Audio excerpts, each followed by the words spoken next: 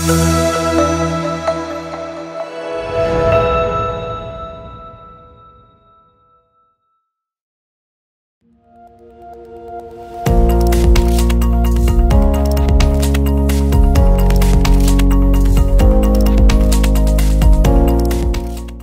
merhaba. Birleşmiş Milletler Genel Kurulu 2013'te aldığı kararla her yıl 30 Temmuz tarihini insan ticareti mağdurlarının durumuna ilişkin toplumu bilinçlendirme ve söz konusu mağdurların haklarının korunması amacıyla Dünya İnsan Ticaretiyle Mücadele Günü olarak ilan edilmesine karar vermiştir.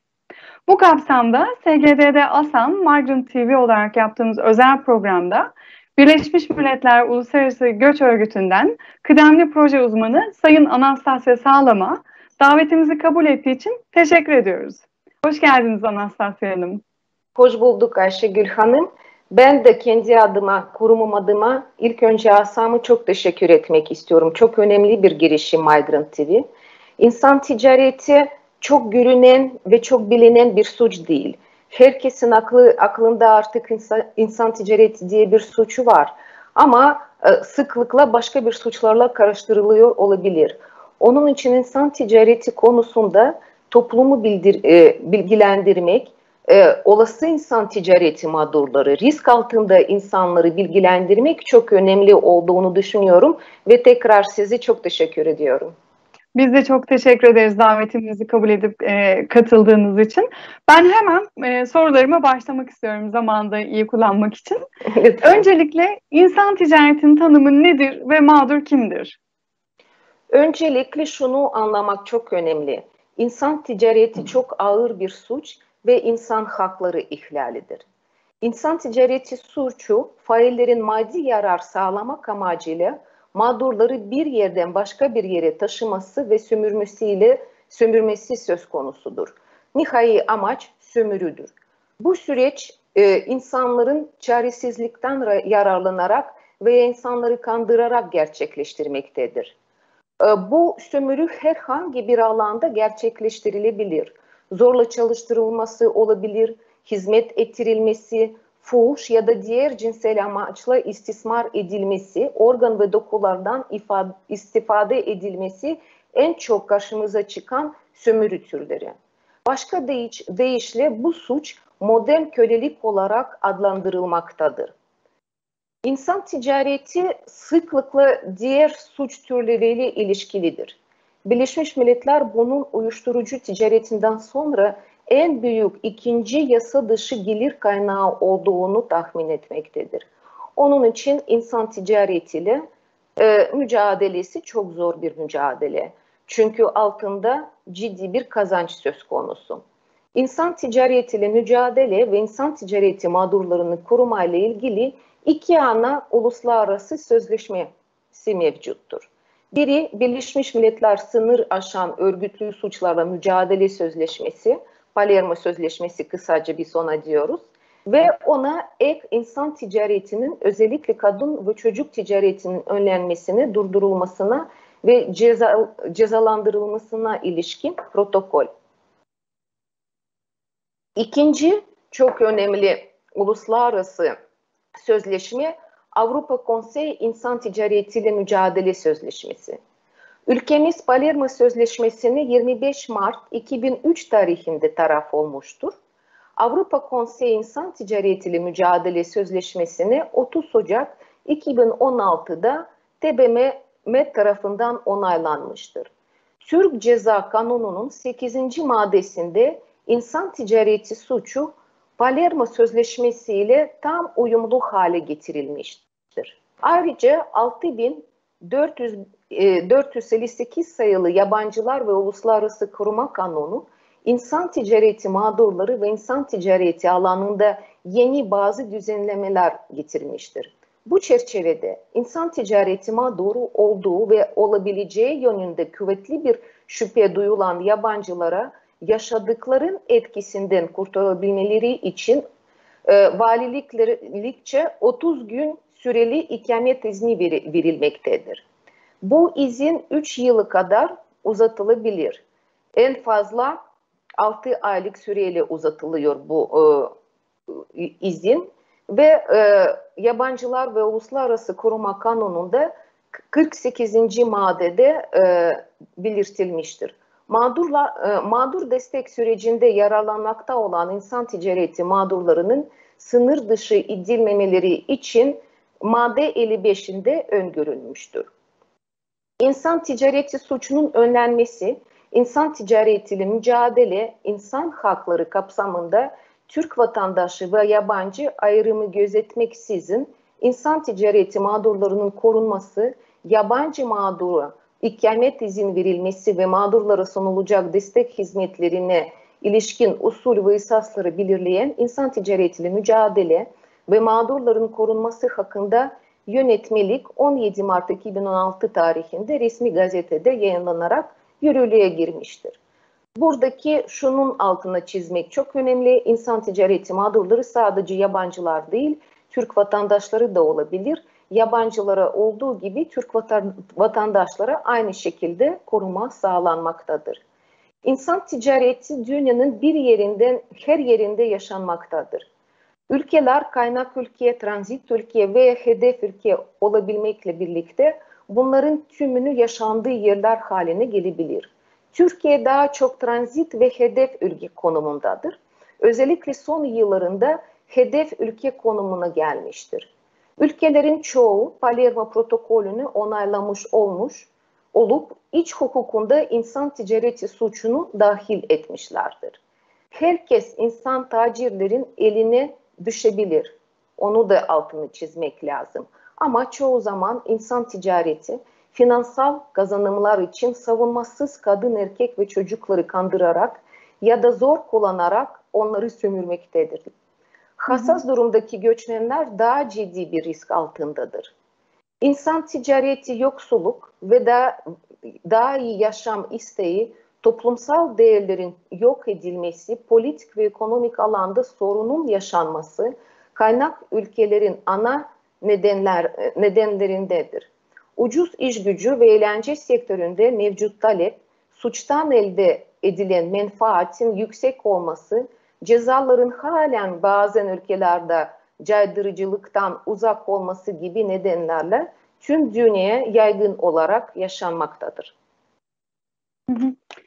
Oldukça önemli bir konu. Sizin de ifade ettiğiniz gibi sebebi bu belirlenemeyen daha doğrusu yasal olmayan kayıt dışı yüksek gelir nedeniyle de önlenmesi oldukça zor görünüyor ama imkansız değil. Hep birlikte bu düzenlemeler ışığında zannediyorum bir şeyler yapabilir. Zaten bu programın hedefi de şans olduğunu, farkındalığımız artarsa, bilgimiz artarsa bunu önlemek için ne tür düzenlemeler olduğunun altını çizmek bir kez daha.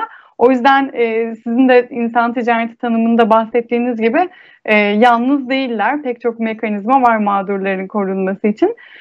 Ben size birazcık bahsettiniz de gerçi ama insan ticaretinin en çok görüldüğü şekiller nelerdir diye sorsam daha belirgin biçimde organ olabilir dediniz biraz önce, emek sömürüsü olabilir dediniz ama. Evet, insan ticaretinin ayrıca en çok görünen şekiller var. Ve her ne kadar sömürünün en yaygın biçimleri cinsel sömürü, zorla çalıştırma ve hizmet ettirme, kölelik ve köleliğe benzeri uygulamalar olsa da bazı trendleri var. Ayrıca insan ticareti o trendlere sürekli uyum sağlayan ve sürekli şeklini geliştiren bir suçtur. Bu nedenle son yıllarda mesela zorla dilendirme, uyuşturucu satışı, çocukların silahlı çatışmada kullanılması ve küçük malların kaçakçılığı gibi yasa dışı işlerin yaptırılması gibi diğer sömürü türleri de ortaya çıkmaktadır. Sömürü gerçekleşmemiş olsa bile şart değil sömürünün gerçekleşmesi. Çünkü buradaki amaç çok önemli bu suçta. Tacirin diğer kişiye sömürme, onu kullanma veya onun üzerinden menfaat elde etme niyetinin olması suç tamamlanmamış olsa bile gene cezalandırılmaktadır bu suç. Fuhuş, siz de dediğiniz gibi cinsel sömürü en yaygın, bütün dünyada en yaygın insan ticareti biçimidir. Türkiye'de tespit edilen vakaların %65'i cinsel sömürüye maruz kalmış vakalar. Cinsel sömürüden sonra en yaygın sömürü biçimi zorla çalıştırma geliyor ve Türkiye'de vakaların %22'si zorla çalıştırmaya maruz kalan vakalar. Ancak bazı ülkelerde bu oran cinsel sömürüden daha yüksektir. Ülkeden ülkeye değişiyor. Zorla çalıştırma farklı devlet kontrolünde olmayan kaçak iş yerlerinde daha çok gerçekleştirilmektedir. Ama Türkiye'de ve birçok ülkede olduğu gibi en sık rastlanan sektör arasında inşaat, tekstil, restoranlar ve ev içi hizmetleri. Tespit edilen vakalardan sonra zorla dilendirme geliyor ve o da oldukça yaygın sömürü biçimidir. Türkiye'de vakaların %10'u zorla dilendirmeye maruz kalmış vakalar. Daha az rastlanan sömürü türleri arasında zorla evlendirme, organların çıkarılıp satılması da yer almaktadır. Ama dediğim gibi birçok alanda insan ticareti gerçekleştirilmektedir. Belki de çünkü suç örgütleri bizden daha hızlı davranıyorlar. Onun için biz insan ticareti mağdurları tespit etmeye başladıktan sonra suç örgütleri farklı alanlarda artık kendine sistem kuruyorlar. Onun için aslında bizim de ileri dönük daha hızlı olmamız lazım. İnsan ticaretini önlemek için. Çünkü en baştan önleme geliyor. Bundan da önlemenin en önemli faaliyetlerinden biri bilinçlendirme. Toplum bilinçlendirmesi ve bunu şimdi yapıyoruz. İnsanların gerçekten bu konuda bilgili olması çok önemli. Doğru. Gerçekten de birbirine de karıştırılabiliyor bazı eylemler. Örneğin zorla dilendirme dediniz ya, hani dilendirme, dilencilik suçunu işlediğini zannedip aslında bir de insan ticareti mağduru olduğu gözden kaçabiliyor. Bu kapsamda ne tür bir suç gördüğümüzde acaba insan ticareti mağduriyeti de var mıdır diye şüphelenmeliyiz? Kişiler nelere dikkat etmelidir? Daha önceki soruya ek olarak şunu eklemek istiyorum. Evet, zorla dilendirme diyoruz, cinsel sömürü diyoruz, cinsel istismar, zorla çalıştırma. Ama insan ticareti suçunun oluşması için belli bir unsurlara ihtiyacımız var. Onlar gerçekleştirmedikçe o suçu mesela dilendirme diyebiliriz. Ama insan ticareti o suç olmayabilir. Ya da düzensiz çalışma olabilir. İnsanların emeklerinden yararlanma olabilir. Ama o suç insan ticareti suçu olmayabilir. Ama her şekilde burada insan hakları ihlali olduğu için gene insanların buna farkında olması çok önemli. İnsan ticareti olmasa bile devlet gene insan hakları, sömürülen insanların insan hakları savunmak için, korumak için elinden geleni yaptığını herkesin bilmesini istiyorum. Bir sonraki soruya gelince, karşımızda insan ticareti mağduru olduğu anlamak gerçekten oldukça zordur. Çoğu zaman dışarıdan sıradan bir insan gibi görünebilirler. Bazı zorluklar ve bazı mağdurların duyguları, mağdurlarının konuşmasını ve işbirliği yapmasına engel olabilir. Bunların arasında iletişim zorlukları olabilir, dil bilmiyor olabilirler, kültürü bilmiyor olabilirler, gerçekten yanlış bir şey söylemekten çekinebilirler. Ayrıca utanç ve kendini suçlama sorunlarından biri. İnsanlar kendini en baştan ben bu kadar akıllı değilim, ben ne yaptığımda bu duruma kendimi düşürdüm. Aslında onlara yönelik ciddi bir suç yapıldığını farkında değil. Ayrıca tacirler tarafından cebir ve tehdit gelebilir. Onun için insan ticareti mağdurları konuşmaktan korkabilir. Birçok mağdur mağduriyetin durumunun farkında olmadığını söylemiştim. Konuşmaktan korkuyorlar, güvenmiyorlar, sınır dışı edilme ve mağduru menşe ülkesinden iten aynı faktörlere geri dönme korkuları da var. Organize suç örgütlerin misilleme bulunacağı da korkusu. Çünkü organize suç örgütleri sadece hedef ülkesinde değil, ayrıca kaynak ülkesinde, mağdurların geldiği ülkesinde aileleri tanıyor. Ailelere yönelik de tehdit olabiliyor. Onun için insan ticareti mağdurları susmayı tercih edebiliyorlar. İnsan ticareti mağduru sizden yardım istemediyse onun mağdur olduğu anlamak kolay değil. Çoğu zaman zor durumda olan insanlar, maaşını alamayan, istemediği bir işe zorlananlar, insanlar bu fuhuş veya herhangi bir iş olabilir, genellikle mağdur oldukları farkında olmayıp kendilerini ve kaderlerini suçlamaktadır dediğim gibi. Bizim için önemli olan her insanın kendi haklarının farkında olması ve hakları ihlal ediliyorsa korkmadan ilgili kurumlara başvurması. İnsan ticaretinin nihai hedefi kazanç sonuçta. Bu kazancı elde edebilmek için çaresiz insanlara sömürüyorlar ve onlara baskı yapıyorlar. Dışarıdan insan ticareti kolay görünecek bir suç değil. Bundan dolayı bazı göstergelere biz toplum dikkat etmeliyiz. Özellikle fuhuş sektöründe, fuhuş sektörü diyorum çünkü kanunda fuhuş olarak geçiyor, düzensiz çalışan kadınlara dikkat edilmeli. Dışarıdan gönüllü gibi görünebilirler ama insan ticareti mağduru olma ihtimali var. Özellikle bir kadın kendi iradesiyle bu sektörden çıkamıyorsa. Bunların yanı sıra kendi isteğiyle seks işçiliği yapma ve cinsel sömürü amacı insan ticareti mağduru olma durumları arasında da ayrım yapmak çok önemli. Gönüllü seks işçisi kendi isteğiyle başlayan çalışma koşulları ve kazancı üzerinde kendi kontrolü olan bir bireydir. Ancak cinsel sömürü, seks işçilerin veya başka kişilerin fuhuş yoluyla sömürülmesini, pornografi sektöründe ve çevrim içi seks hizmetlerinde sömürüye maruz kalmasını demektir. Cinsel sömürü amaçlı ticareti yapılan kişilerde şunları görülebilir. Yere ve talebe göre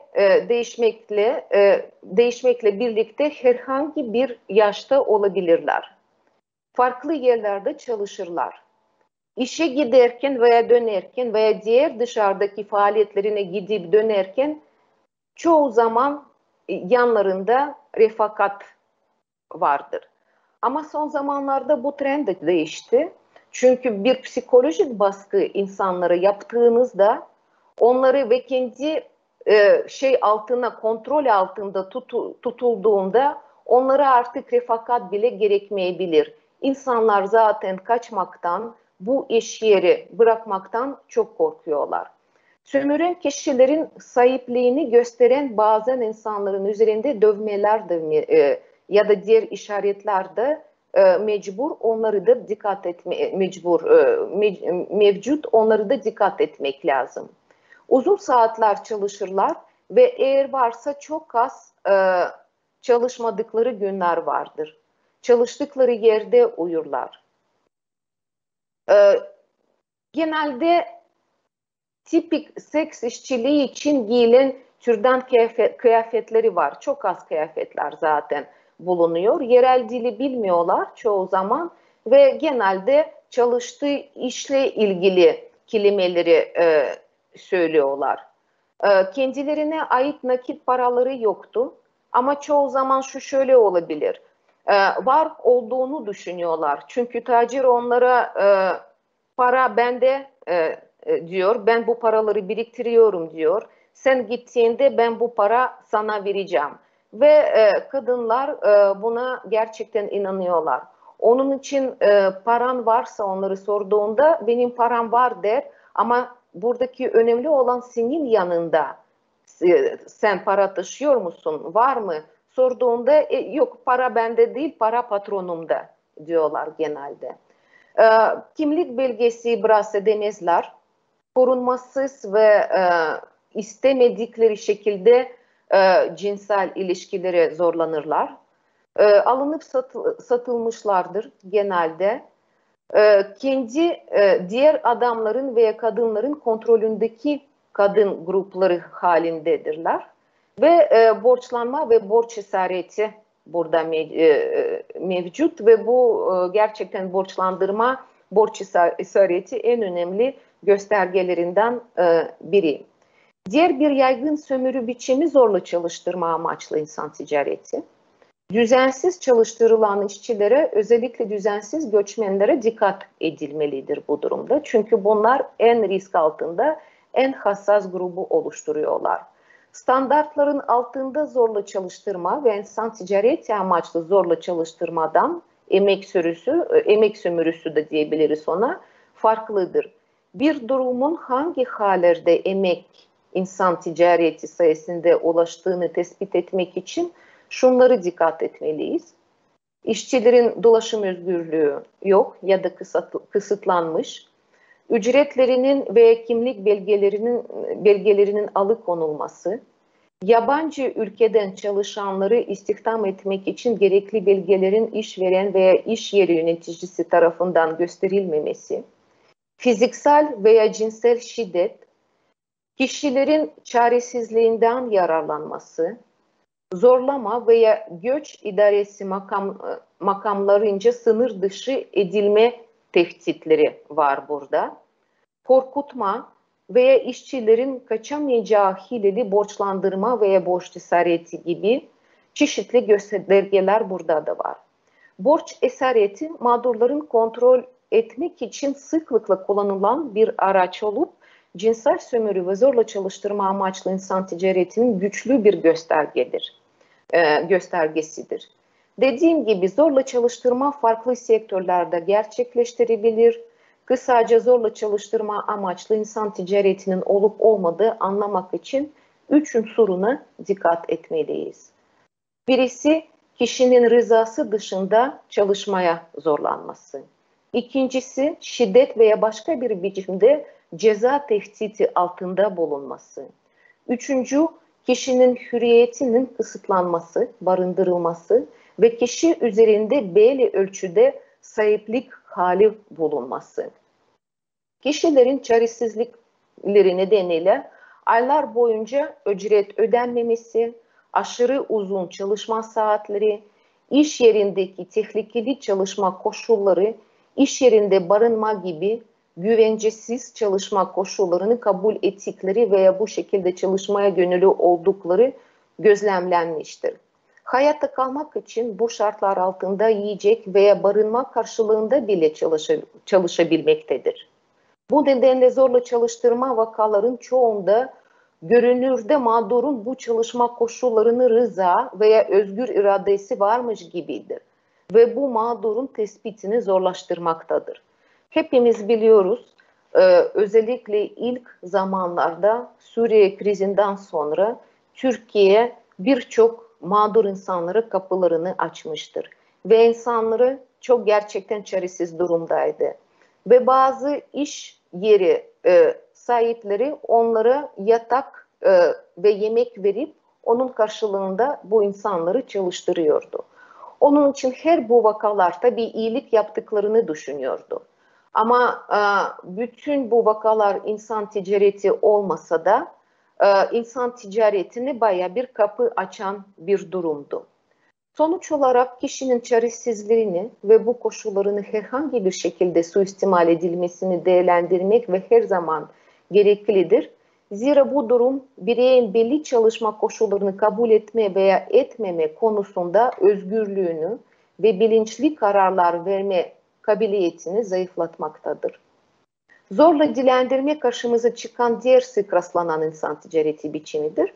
Zorla dilendirme amaçlı ticaret yapılan çocukların durumunda şunları görülebilir. Kamuya açık yerlerde ve toplu taşımada dilenme eğilimdedirler. Kesilme sonucunda oluşmuş gibi görünen fiziksel engelleri olabilir. Yanlarında sadece birkaç yetişkinle kalabalık gruplar olarak hareket eden aynı milliyet veya etnik kökünden kişilerdir. Aynı milliyet ve etnik kökünden bir yetişkin tarafından bulunmuş refakatsiz çocuklar olabilir. Toplu taşımada yolculuk ederken gruplar halinde dolaşırlar. Aynı yetişkin gözetimi altındaki kalabalık çocuk gruplarının parçasıdırlar. Yeterince para getirmezlerse cezalandırılabilirler. Onun dışında yasa dışı faaliyetler de bulunmaktadır ve yasa dışı faaliyetler gene sık sık çocuklar kullanılmaktadır. Ve çocuklarda şunlar gene görülebilir, onlara dikkat etmek lazım. Yasa dışı uyuşturucu ve maddeler taşıyor ve satıyor olabilir. Onun için uyuşturucu satışında bir çocuğu gördüğünde aslında bunu sormak lazım. Bu çocuk bu uyuşturucu satışı kendi iradesiyle mi satıyor ya da ayrıca arkasında ciddi bir organize grupları mevcut. Yeterince çalışmazlarsa cezalandırırlar. Aynı yetişkin gözetimi altındaki kalabalık çocuk grupların halindeler. Aynı grubun üyeleriyle birlikte yaşıyor da olabilirler. En zor tespit edilen istismar türü olarak ev içi hizmetleri. Ev hizmetleri sektörü bazı ülkelerde açıkça ve dolayı olarak çalışma mevzuatı dışında bırakıldığı için hukuki korumanın olmaması ve özel bir hane içerisinde çalışmanın kendine özgü koşulları nedeniyle istismara ve ev köleliğine özellikle çok açık bir sektör. Türkiye'de ev hizmetleri 4857 sayılı iş kanununun kapsamı dışındadır. Ancak 6098 sayılı Türk Borçlar Kanunu'nun hizmet sözleşmeleri, hükümleri ve genel hükümleri kapsamında düzenlenmektedir. Bir başka ifadeyle ev hizmetlerinde çalışanlar mevzuatta tamamen korumasız değildir Türkiye'de. Araştırmalar göstermektedir ki ev hizmetlerinin toplumda önemli bir rolü vardır. Ancak işin yalıtılmış çalışma ortamı nedeniyle bu kişiler aşağılamaya, istismara, şiddete, sömürüye ve insan ticaretine karşı özellikle kırılgandırlar. Özel hayatının gizliliği ve konu dokunmazlığı nedeniyle araştırma ve soruşturmaya karşı korunaklı olan hanelerde sömürü gerçekleştirdiği için ev hizmetleri esareti tespit için en zor insan ticareti türlerinden biridir. Ev hizmetlerinde çalışanlar görünür olmadıkları için ev hizmetleri amaçlı insan ticareti mağdurlarının tespiti daha da zordur ve bu nedenle bu mağdurlar çok ender olarak yardım alabilmekte ve mağduriyetlerine giderilmektedir. Ev hizmetleri esareti şeklinde gerçekleştiren insan ticareti çeşitli durumları kapsamaktadır ve bu durumların bazı müşterek özellikleri vardır. Bunlar bireyler tabi kılınma ve onlara hizmet etmeye mecbur bırakılma, düşük ücret ödenmesi veya hiç ücret ödenmemesi, tatil günlerin olmaması, psikolojik veya fiziksel şiddet, seyahat özgürlüğünün kısıtlanması veya sınırlandırması ve özel hayatın olmaması şeklinde sıralayabiliriz. İster yetişkin, ister çocuk olsun, insan ticareti mağduru ailenin evinde yaşamaktadır ve tamamen onların emrinde ve insafına tabidirler. İnsan ticareti mağdurları ev işleri, temizlik, çamaşır yıkama, ütü, yemek pişirme gibi ve çocuk bakımı gibi hane içindeki ev hizmetlerini yapmaya zorlanmaktadırlar. Ancak bazen bu işler bahçe işleri olabilir, kırsaldaki bir evin bakımı olabilir ve idaresi ve işverenin ihtiyaçlarına bağlı olarak başka bir faaliyeti de içerecek şekilde genişleyebilmektedir. Her ne kadar vakaların çoğunda istismar özel hanelerde meydana gelse de temizlik işleri dükkan veya ofis gibi başka yerlerde de gerçekleştirebilmektedir. Tamam. İnsan ticaretine zemin hazırlayan en önemli faktör ve faktörler nelerdir? Evet, insan ticaretinde zemin hazırlayan biz itici ve çekici faktörlere özellikle odaklanıyoruz. İtici faktörler genelde kaynak ülkelerinde faktörler. İtici faktörler, çekici faktörler hedef ülkelerinde faktörler.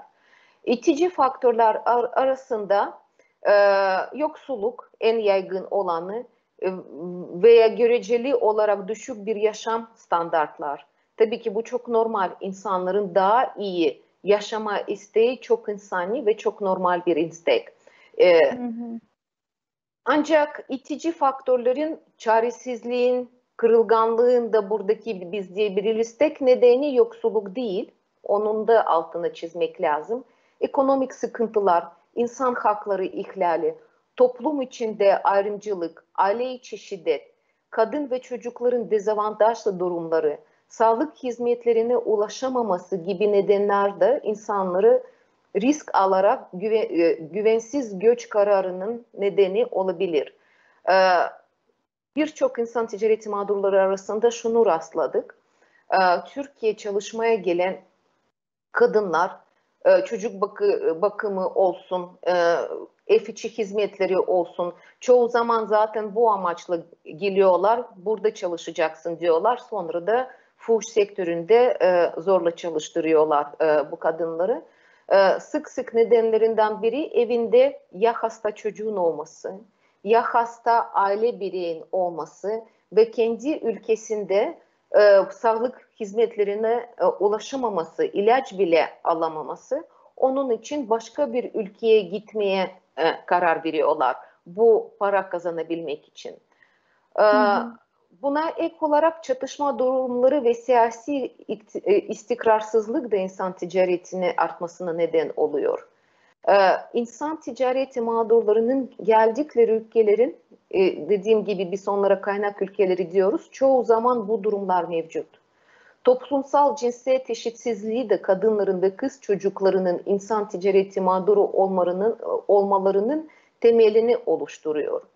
Hı hı. Kız çocukları eğitim olanaklarına ulaşamayabilir ve sonuçta iyi bir iş bularak gelir elde etmeleri imkansız hale geliyor.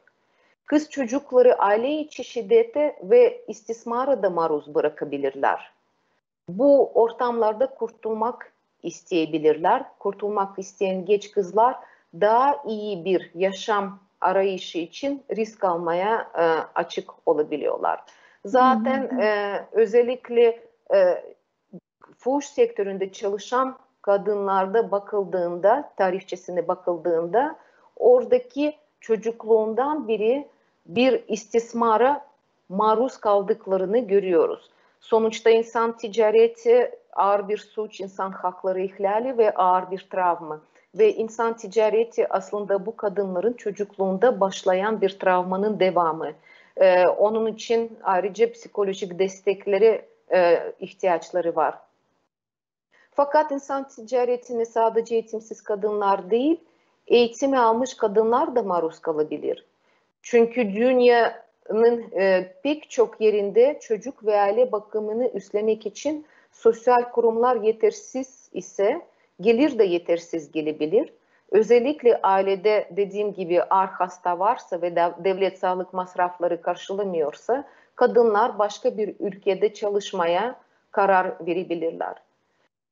Bazı silahlı çatışma ve ekonomik istikrarsızlığın içinde olan ülkelerde çaresiz aileler çocukları ilave geçim kaynakları olarak görebiliyor ve çocuklarını tehlikeli ve istismarcı iş yerinde ve yurt dışında çalışmaya göndermeye de karar verebiliyorlar.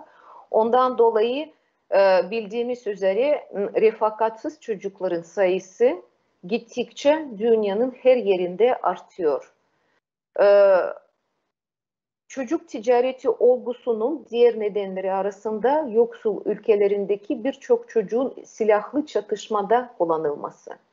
Hı hı. Hayatlarını kaybeden veya çocuklarıyla başka nedenlerinden dolayı birlikte olamayan ebeveynleri olmadan büyümek zorunda olmaları vardır. yaşam koşulları onları insan ticaretine karşı daha da savunmasız hale getirmektedir. Bunlar en önemli, en kilit itici faktörlerinden biri.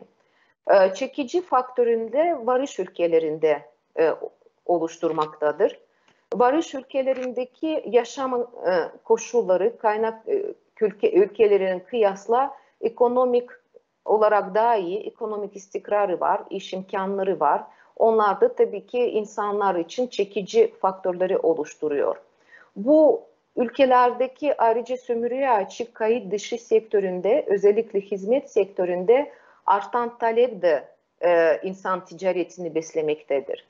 Birçok insan ticareti mağdurunun istikrarlı ekonomi, daha iyi bir iş fırsatları, sosyal güvenlik ve siyasi istikrarlarla ilgili doğal olarak beklentileri vardır. Göçmenlerin karşı karşıya kalabilecekleri sorunları göz ardı eden yurt dışında başarılı olanlarla ilgili hikayeler de bunların beklentileri artırabilir. Ev hizmetleri, tarım veya eğlence sektöründe işçi talebi yaygın olarak göçmen işçilerle doldurulur. Çünkü yerli işçiler vasıfsız ve düşük kazançlı işlerde çalışmak istemeyebilirler. Kayıt dışı sektörleri tespiti zor olduğundan ucuz harcanabilir ve istismar edilebilir emeği kullandığından insan ticareti için kolay hedeftir. Risk altında olan bazı dezavantajlı gruplar var mıdır? Varsa bahsedebilir misiniz? Evet, aslında çok önemli faktörlerden söz etmiştik. Az çok risk altında kimin olduğu zaten seyirciler anlamış oldu ama belki de şimdi biraz tekrar olabilir ama tekrarlamaktan da zararı olmadığını düşünüyorum. Ve bunu da bilmek çok önemli. Herkes insan ticareti mağduru olabilir. Bu bir. Çünkü insanların hayatta farklı şartları olabilir. Bizim tespit eden insan ticareti mağdurların arasında çok eğitilmiş kadınlar vardı, üniversite öğrencileri vardı, iş kadınları vardı. Ama daha çok tabii ki insan ticareti çaresiz insanlara insanlara odaklanıyor. Çünkü bu bir suç örgütü ve buradaki nihai hedef kazanç, sömürü ve kazanç. En çok ve en kolay kimi kandırabilirler? Kimin çaresizliğinden yararlanırlar? Tabii ki dezavantajlı durumdaki insanlardan. Onun için sosyal ve yasal korumaya sahip olmayan ve savunmasız insanlar en fazla risk altındadır. Bölgesel politik istikrarsızlık, çatışma, ekonomik baskılarından kaçan ve Türkiye sığınan göçmenler insan ticaretine karşı özellikle savunmasızdılar. Türkiye'de olduğu gibi birçok ülkede tespit edilen mağdurların çoğu kadınlardır. Kadınlar daha çok risk altında. Bu oran ülkeden ülkeye değişebilir. Özellikle cinsiyet ayrımcılığının hüküm sürdüğü bölgelerde kadınlar için risk daha da artabilir. Daha önce bahsettiğimiz gibi yoksulluk, siyasi istikrarsızlığın olduğu her yerde ikamet etmek, sistematik ırkçılığa katlanmak, zihinsel ve rahatsızlıktan muzdarip olmak bir kişinin mağdur olma olasılığı arttırabilir. Devletlerde sosyal ve kültürel uygulamalar da insan ticaretine katkıda bulunabilir. Örneğin bir toplumda kadın ve kız çocuklarının değersizleştirilmesi, onları insan ticaretine karşı orantısız bir şekilde savunmasız hale getirir. Cinselsiz göçmenler, savaştan kaçan mülteciler insan ticaretine karşı savunmasız gruplar arasındadır. Bunların tabii belli bir nedenleri var ve nedenler arasında iş bulmakta, çalışma izni almaktan sıkıntılar yaşamaları. İş bulamıyorsa ister istemez kayıt dışı ya da suç örgütleri tarafından tabii ki tespit edilip onlardan yararlanıyorlar emeklerinden. Ailelerin yoksulluk içinde yaşamaları, başka bir nedenlerinden biri, kaçak iş yerinde çalışma koşulları ve şartlarının devlet kontrolünden olmaması, dil bilmeme yüzünden ve pek çok konuyla ilgili bilgileri ulaşamamaları. Onun için ben umut ediyorum ki bizim bu programımız bu insanlara bu bilgiyi ulaştıracaktır eminim. Çocukların eğitime erişmesinin önündeki engellerin olması, çocuk yaşta kızların evlenmesi, çünkü çocuk yaşta kızların evlenmesi insan ticaretinin amaçlarından biri olabiliyor ve bu Türkiye'de birkaç tespit edilen vakalar var bu konuda. Çok sayıda refakatsız çocuğun aile sevgisi ve korumasından mahrum ve tehlikelere açık olması, çok sayıda eşini kaybetmiş kadının çocuklarıyla geçim sıkıntısı içinde olması. Bunlar aslında risk altında olan insanlar. Bütün bu koşulları yaşayan insanlar risk altındadır.